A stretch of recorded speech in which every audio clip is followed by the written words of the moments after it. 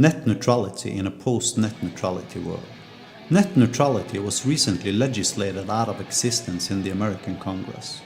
Since most other countries in the Western world are more or less colonies in the American Empire, it's probably just a matter of time before net neutrality is also eliminated in the rest of the Western world. Net neutrality is one of those things most people simply don't understand, and we who do have arguably not done a good job to explain it to our peers.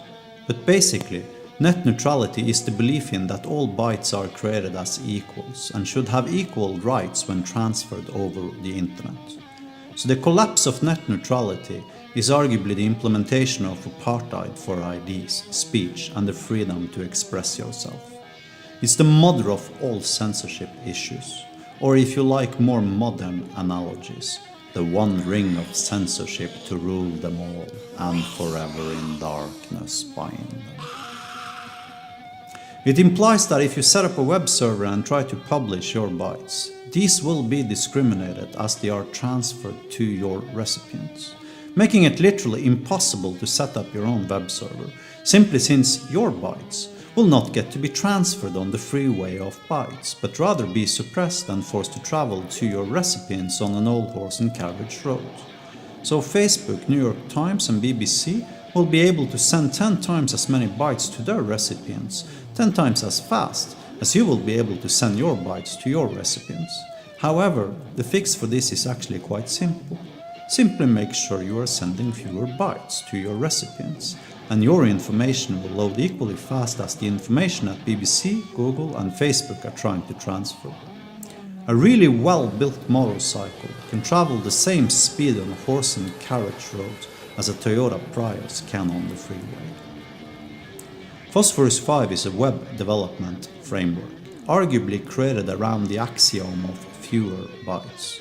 It allows you to create a rich and highly complex web app, giving your users the exact same feature set as websites such as Twitter and Gmail does, yet still send only 1/100th of the amount of bytes over the wire, making the whole question of net neutrality completely irrelevant, arguably becoming a technical solution to avoid the consequences of the collapse of net neutrality. For instance, what you are looking at now is a website with 315,000 records of data.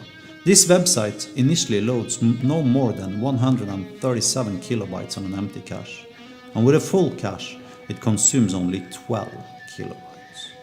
Gmail consumes 4,000 kilobytes on an empty cache and 355 kilobytes on a full cache.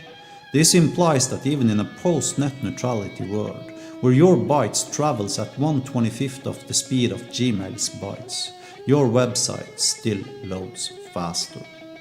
Notice, I didn't even care to minify some of the included CSS files.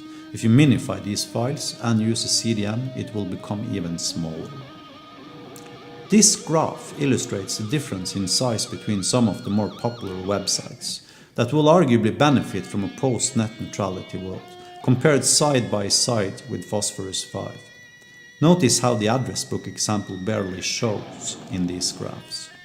Now, of course, the above address book app that was used as a Phosphorus 5 example was literally created in 2 minutes without coding, allowing everyone to create web apps that outperforms Gmail, Twitter, BBC, New York Times, etc.